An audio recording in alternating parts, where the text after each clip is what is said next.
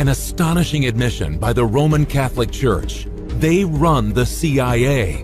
Did you know the CIA is also dubbed Catholic Intelligence Agency? Catholics in Action. Is the CIA truly American? For decades, Jesuit affiliates of the Roman Catholic Church have directed the CIA. Leon Panetta and John Brennan, the current director, are Jesuit trained. Are Jesuits today the same as Jesuits of the past? Are you familiar with the Jesuit oath? Its devious plans to control the wealth of the nations, enslave the masses, and depopulate the world. Pope Francis is a Jesuit. Should we be alarmed that the institution the Pope heads also controls the CIA? The CIA's mission is to identify and destroy terrorists and fundamentalists. Pope Francis likewise, and defines them as those who believe in absolute truth, end-time prophecies of Daniel and the Revelation, refuse to yield their liberty of conscience and give up constitutional rights. The insidious agenda of the Jesuits will soon be realized, as Pope Francis has been hailed Lord of the world and Savior of the earth. What does CIA stand for?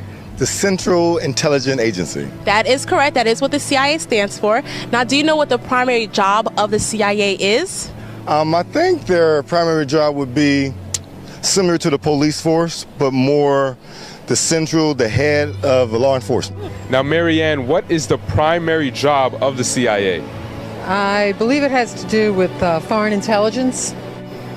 The CIA is the foreign spying agency for America.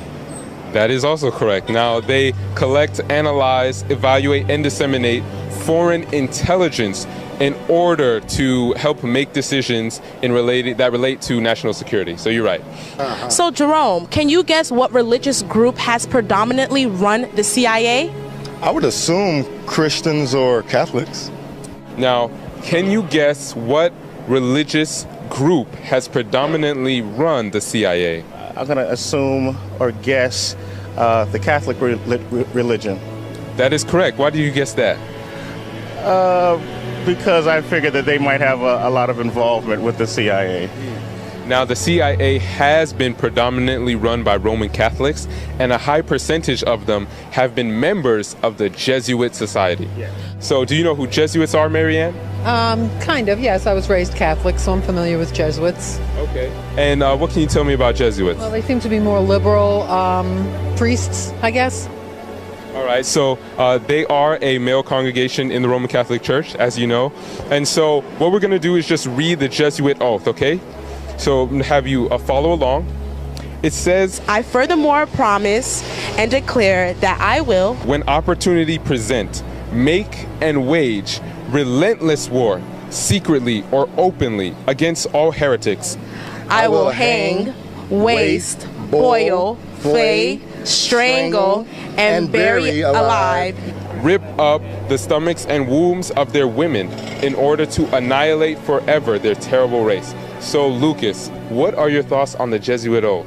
Well, based on that oath, I'm not too fond of the group. I haven't really looked into what else they claim to stand for, but it's kind of concerning to have a group, like you said, so involved in central intelligence and everything, and being so motivated by these values. So what are your thoughts on the Jesuit oath? The Jesuits are pretty bad people. Sounds like they want to kill people. That's not a good thing, is it? Based on the Jesuit oath, the excerpt that we just read, what are your thoughts on Pope Francis being so impactful in social and political issues? I think that we should keep our, separation of state and church.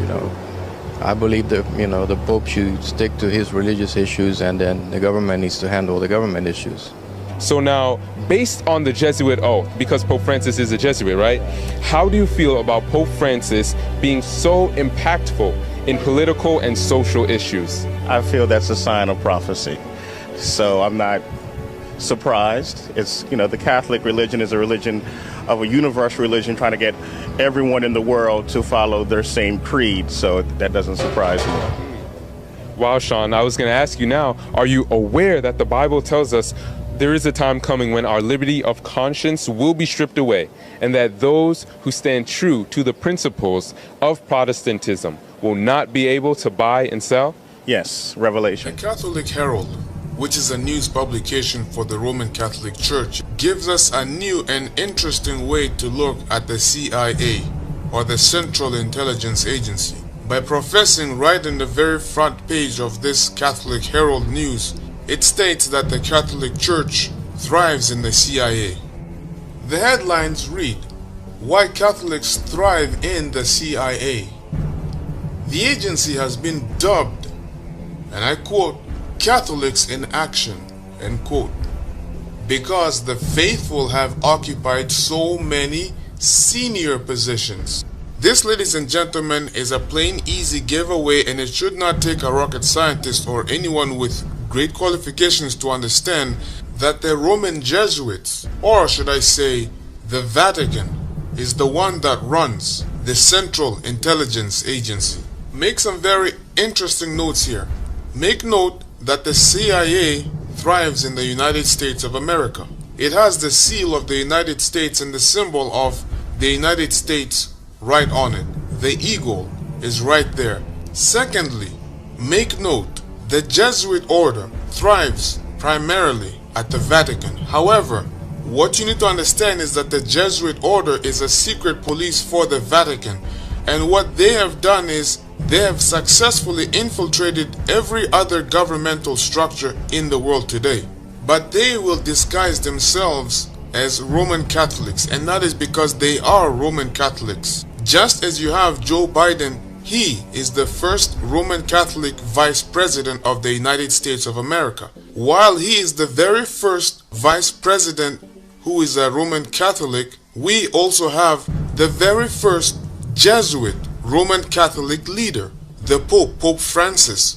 In case you missed it, let me go back and repeat myself again so you will understand exactly what I'm telling you. These Jesuits, though they infiltrate other governmental structures, they simply will never tell you that they are Jesuits, but they will tell you that they are simply Roman Catholics. Their allegiance belongs to the Pope. These so-called Roman Catholics, they are Jesuits, especially the ones who are in political structures or in judicial positions of power. The United States of America is run by Jesuits. They used the order of the Masons as scapegoats. The majority of people, the minute they hear the words Freemason, they automatically think the most evil secret society. But when they hear Jesuits, they think, oh, Pope Francis is a Jesuit, he's a good person, he's a Roman Catholic. I think the Jesuits are connected to the Roman Catholics. They have hospitals and schools and many other good institutions, so they're not that bad. But that's how they operate. They operate in a very subtle way. The evidence for this is that we see a reflection between America and the Vatican. The United States Capitol is designed to resemble the Vatican. The obelisk in the United States of America also is a direct reflection of the obelisk of Rome and the Vatican. The symbols of sun worship within the Freemasons and within the Jesuit order, it's all the exact same. Going back to the CIA, when we look at the symbol of the CIA, the United States seal, what we also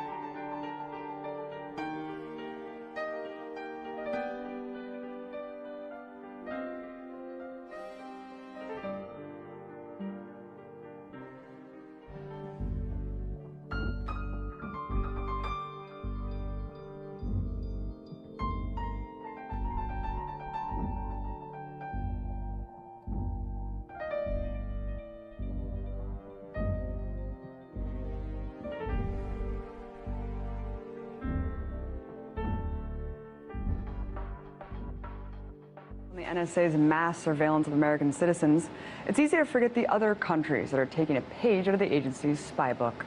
Just this past weekend, it was revealed that in 2008, Australia's surveillance agency shared information about the country's citizens with its most trusted intelligence partners. Perhaps the most concerning part of this recently leaked Snowden document was the discussion between these allies over whether or not to share the medical, legal, and religious information of Australian citizens. But this story is just a microcosm of the larger international spying cabal working together to peer into every nook and cranny of the world. So who exactly are these peeping partners? Well, they call themselves the Five Eyes, a partnership made up of intelligence agencies in 5 English-speaking countries: the US, the UK, Australia, Canada, and New Zealand. And just like the Eye of Sauron, eyes see all, which is an especially appropriate analogy since The Lord of the Rings was filmed in New Zealand. But I digress. You see, the Five Eyes Agreement has been around since the end of World War II, but it was so secret that the program wasn't even disclosed to the public until 2005. On the surface, this treaty is just a friendly agreement between allied nations that it's essential to stopping global terrorism. But thanks to the Snowden leaks, we now know just what an asinine agreement it's actually being used for: industrial espionage and circumventing those pesky laws that prohibit warrantless surveillance of a country's own citizens. In theory, these nations are not allowed to spy on each other's people, but we all know rules are meant to be broken. In 2007, the NSA analyzed and retained any British citizen's mobile phone number, email, and IP address swept up in its enormous dragnet. Another memo dated from 2005 shows that the NSA was working on a procedure to spy on the other 4 countries. And while one sentence in the memo states that the US and UK will not explicitly target each other, the very next sentence says governments reserve the right to spy on each other's citizens when it's in the best interest of each nation. Well, that's not open to interpretation at all. Look, I think it's clear at this point that the myth of the American empire exporting freedom and democracy really means exporting surveillance.